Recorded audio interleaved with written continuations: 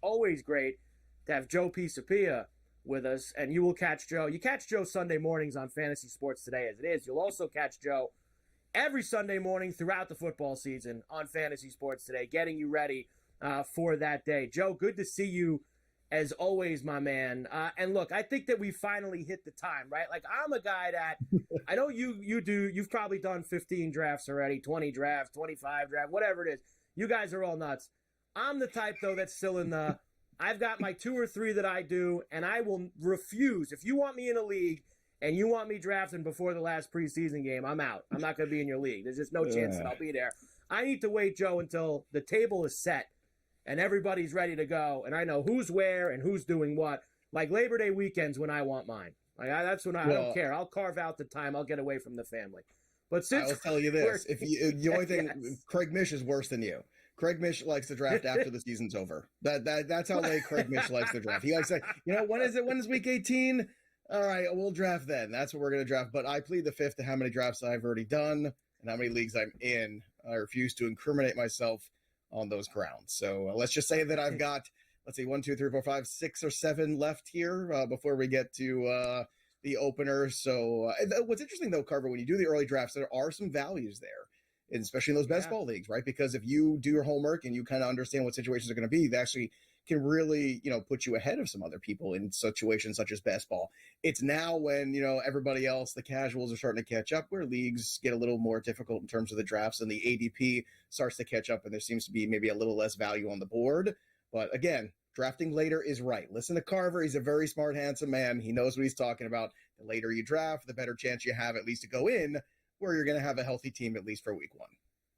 Now, you're going to be smarter than me on a couple of these other things that I'm going to throw you right now. Let's start with this. We've got 3 big-time wide receivers who have done nothing the entire training camp. They're not going to do anything the entire training camp.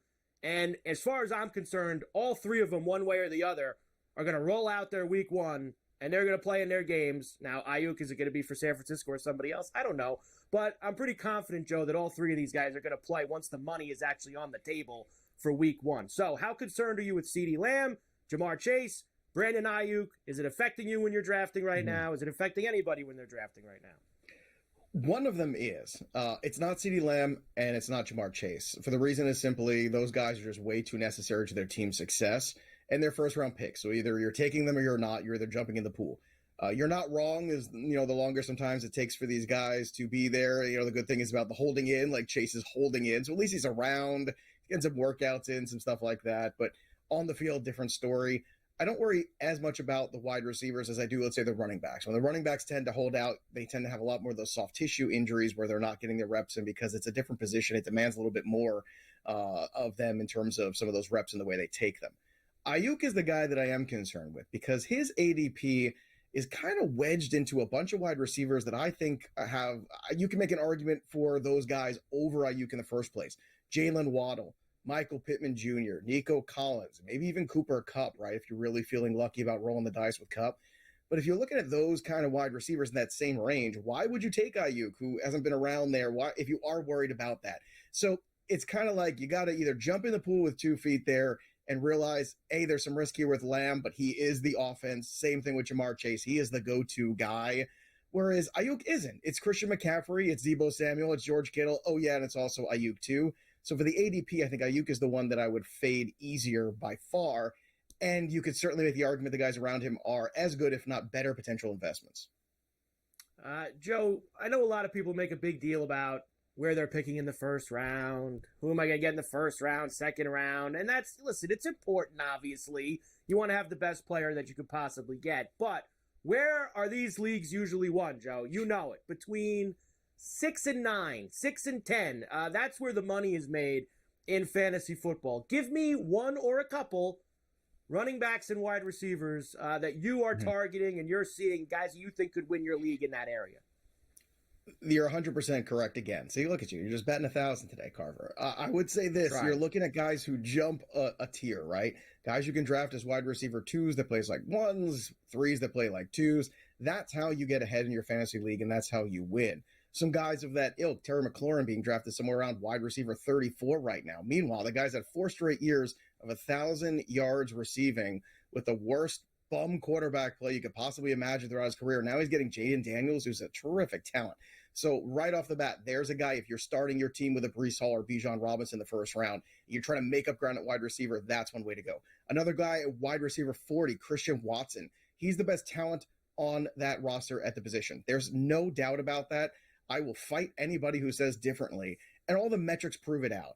If he's got these hamstring issues behind him, he seems like he's been working all season with a team of doctors in the offseason, trying to get that imbalance corrected. That way he can avoid these issues going forward. He is an explosive playmaker, big plays, touchdown equity, and playing with a quarterback last year in Jordan Love, who in the last 8 games had 18 touchdowns, just 1 interception, averaging 270 yards basically per game over that stretch run. And that was without Christian Watson or much of a run game. So just imagine how good it could be. Christian Watson's a guy you could draft as a 4 or 5 wide receiver who could very well end up as a top 12, top 10 guy. That's the upside that exists. So those are 2 guys in particular I'd be keeping an eye out for. Also, Rashee Rice, another player that I think is being undervalued because of the looming concerns about, well, is he going to get suspended? Is he not? The court date's not till December 9th. Typically, the NFL likes to wait for the court system to bear things out. And by the time you get into December, look, they're not going to be looking to get rid of Rashee Rice from all of those Christmas Day games and things like that. They know what they got with the Chiefs. Next year, I think, is when any suspension's coming. On the running back position, real quick, a couple guys in particular. Zamir White, I think, is going way too late. He has got the job. He has got the full workload there. And they've already showed Antonio Pierce is going to run the football. And the other guy, too, Jaylen Wright of the Miami Dolphins. Don't sleep on him. Mostert is 32. Achane has his injury history. That guy could be a huge difference maker at the running back position as the season goes on.